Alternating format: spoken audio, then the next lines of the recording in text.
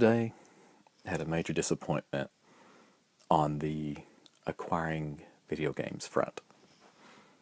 Somebody had posted a Craigslist ad for a pinball machine. It was Phantom of the Opera. A really nice pinball machine. I remember playing it growing up. I always liked it. Music's great. The artwork on it's great. Everything is just great. But he had it for, but it's like from the description and everything, he had it for $325. That's insanely low. I saw him after he posted it maybe an hour, if that. I was like, okay, I'm probably the first, because he posted it really late at night. So I'll get up the next morning, check my, because I expected to have something in my email, because I stayed up pretty late last night. And he didn't see anything last night, and he didn't see anything this morning. I looked at the Craigslist listing, it had been taken down. And I was like, wow, that sucks. So I was like, it's either one of three things that happened. Somebody got to it before me. I seriously doubt. He got up this morning and was just like, wow, look at all these emails. I'll pick the first one, which would be the newest one, which would drive me crazy if I actually knew that's what happened. Or three, which I think is probably what happened, he realized he forgot to put the last zero at the end of the price of that pinball machine, because it does sell for $3,000 to $4,000, and for him to sell it for $325 was just like insanely low. So yeah, I believe he just probably forgot to put the last zero on it, and he took it down and just relisted it, or he probably will relist it later. Heard a pop. Oh, it's just the heat pump coming on. But yeah, I'm actually opening up Craigslist right now to see if he reposted it. I use an app on my iPhone that I like to use with it. And let's see. And probably since I'm recording my voice with my mic here on my phone, no, he has not reposted it yet. That's a thing. I've been seeing a lot today. I was looking through Craigslist and had a lot of new ads posted. A lot of stuff not video game related, but I was going through and I saw a Cruis'n USA. Cool game. But the picture looked a little funky on it. I was like, something off about it. So I clicked on it to enlarge it. I was like, it's really blurry and glossy. It's weird. And then I looked at the next one. You could see reflection in it. Like, oh. And then you looked at the next one. What the guy had done is he had taken the picture. He had taken a picture off of his monitor with his cell phone so he could post it back online. And it's like, what? And I thought for a second, like, why would you do that? Well, simple reason. Somebody can't download that picture and do a reverse image lookup and find exactly where they got it from.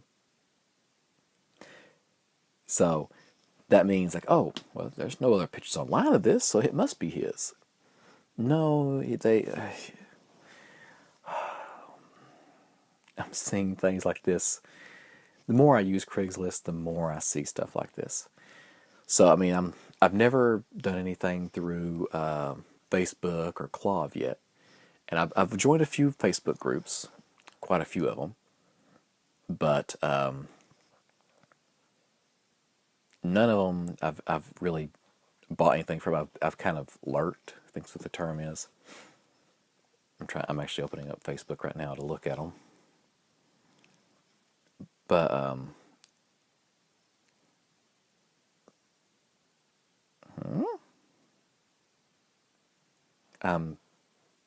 sorry, I just now looked on here and it said NES Classic Edition. I'm like, is this actually going to be an NES Classic Edition?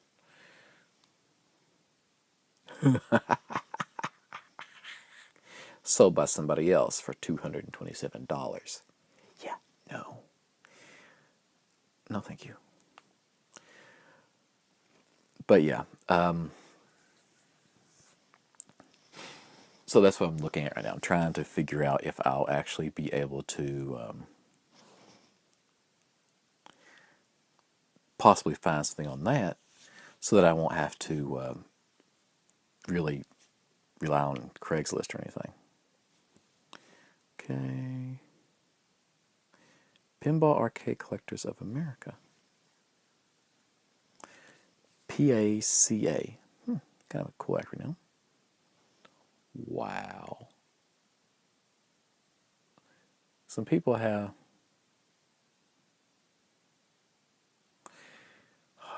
price tags at some of these things that could get. Guy has 25 pinball machines, and he's selling them for $33,000, which is kind of close to correct, but gosh. And the locations of, like, I live in the wrong place to really get these a lot of this good deals that people see online. It's like, oh, this great price in something from Chicago, Illinois, or California, or New York, places like that. And I'm like, like if I wanted to drive like 6-7 hours, I could get all kinds of great deals. Right now I'm just trying to see if there's. Oh gosh, that. No.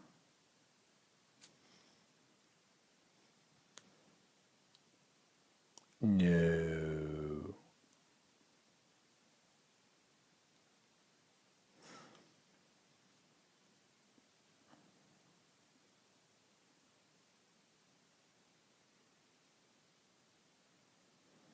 Wow. Somebody. See, I like to look at things on here, and somebody scored a really good deal. I don't know if you're familiar with. There is something called a X-Men 6-player. It's a gigantic. I'm trying to get my phone not to focus on me and my phone. I mean, get my camera to focus on my phone. It's enough. It's big enough for 6 people to stand around and play. This guy got one for $50. It was just a case. It wasn't a actual machine. But man, I'm a big fan of finding things like that.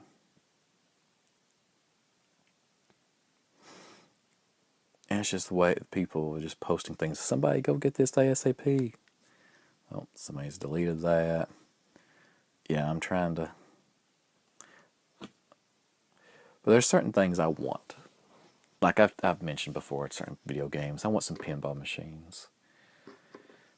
But I kind of need a bigger house to keep all my stuff.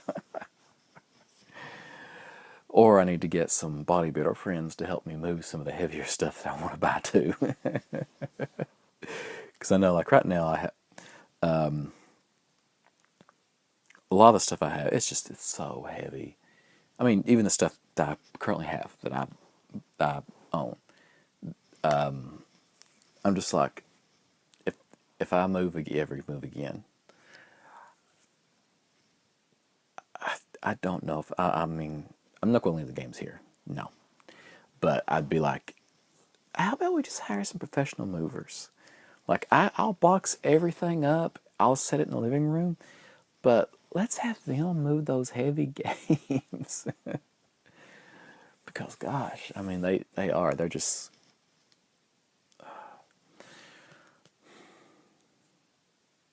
I don't know why I started collecting. Well, I take it back. I know why I started collecting them because I love them. Playing them was a big part of my childhood. I mean, every Friday after school, sometimes we'd leave school early, like because I went to a private high school, and sometimes like they'd be like, "Oh, you've got your work done, you can leave at lunch." Because I lived with my aunt. She raised me, and she helped out at the school I worked at. I went to. She helped out at the school. She volunteered there, and so if it was lunchtime, me and my brother had finished everything, and it was a very small school. I mean, there were 2 people in my graduating class in high school. That's how big. That's how small it was. So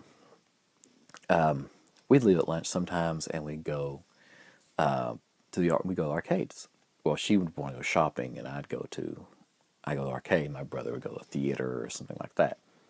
And I just remember playing these games, and I was really good at Mortal Kombat.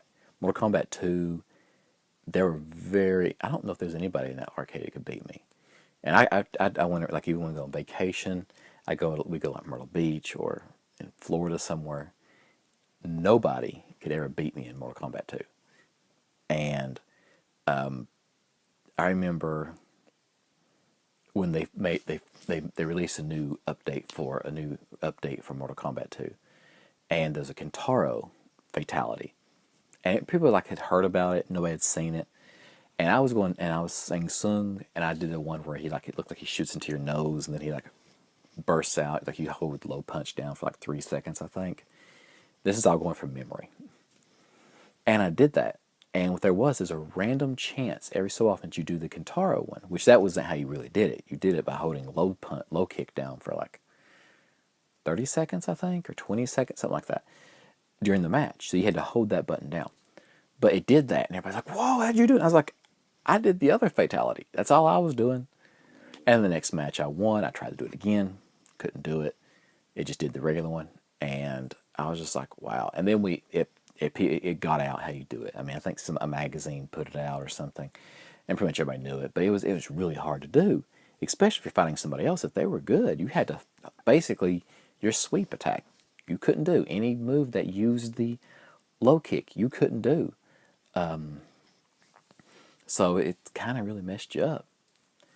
And if you were fighting somebody and you did that fatality to them, they knew that they just got their butt handed to them because you basically hampered yourself to do it. So yeah, it was kind of a screw you fatality. It's like, well,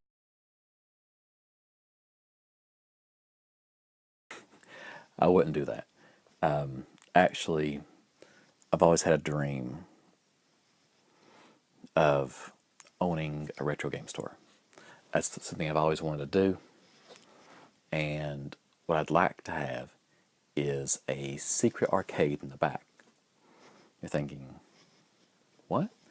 Be like oh, you've bought something from us, so you get to go into the arcade. Basically, like a locked door, and that's how you get in. Or you could like pay $5 or something and play all day or something like that. Basically, a way to help business. You get when you buy something at my store, you get extra. And if you're basically, I've always had kind of a vague idea of what I wanted like that, but there's a arcade, or don't take it back. There's a record store in Chicago that's called something hardware. I can't remember, but it's a record store, and there's a barcade also that they have. But they do that. If you now, and I would love to base a business model off that, but I just don't know how it would do here. Man, but yeah, it's something I've always would have loved to do. It's just money. Because, one, I could open a game store with my personal collection. But I won't. I couldn't do that. Main reason is I have too much of attachment to it. I will not let these things go. Basically, what's probably going to happen, I'm going to get old. Adrian's going to be like, I don't want all that stuff. And I'm going to be like, oh. And it's probably just going to go back out into the wild and everybody else get it and play it. Or I don't really have any complete collections, so I don't think anybody would ever want to put it to a museum, wouldn't want it because it's not really a complete. And by that time, it's the value of everything's probably going to drop. Because I know a lot of people think, oh no, these games are going to keep going up. I don't know about that. Because if you look at the world of the singer, the King, Elvis Presley, his collectibles, they've actually, the prices of all that are going down. And it's like, well, why are they going down? Well, the current generation isn't like, oh my God, I gotta get this first edition or this or this. They're like, oh, I'll just download this stuff on Spotify or iTunes or whatever. They have it. And they don't want to collect all the memorabilia. So the people that have it generally already have what they want, or they're trying to offload their stuff because they're at the age to where, like, well, I was talking about, like, their kids don't want it. So what they do, well, they'll sell it. And the market for those people is slowly getting smaller because they're passing away and just don't have the same nostalgia as the this current generation doesn't have the same nostalgia as the previous generation that grew up with him and how good he was. Same thing with physical copies of things and video games. The next generation isn't going to have the same attachment to them. It's going to be like, I can download all this stuff and put it on my phone. I mean, you can get an iPhone with, mine has 128 gigs, I think. You can get them with 256 gigs. You can put like every single NES, SNES,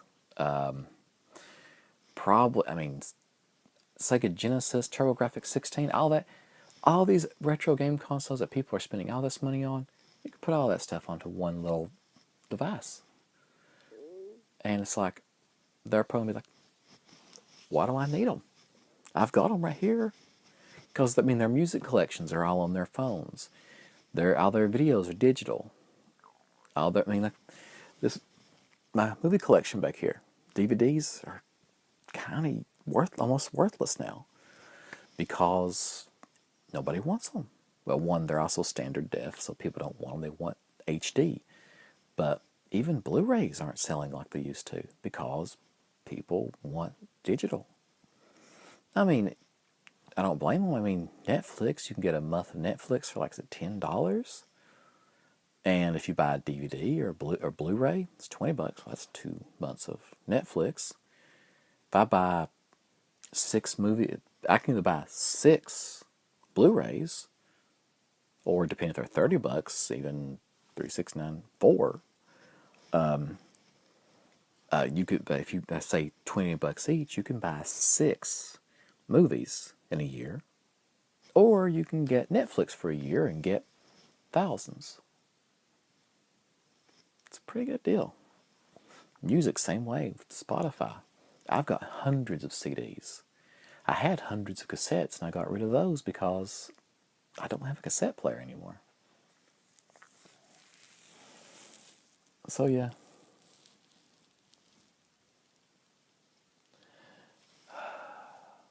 Board games, I do think that's about one of the few things that will hold a value because it's the tactile about it. You can't, well, you can make digital versions of them, but you really can't get the same experience of playing a board game on a phone or something as you can actually sitting at a table with your friends. So, maybe he'd want those. I don't know. But anyways, I've been talking a lot. Way too long. Hope you guys had a good day. Mine was pretty good. I actually went to Costco and Adrian didn't throw up. Went there and back. Very good. But yeah. Sitting here in my dirty room thinking about excuses not to clean it right now. But anyways, hope you had a good day. Talk to you tomorrow.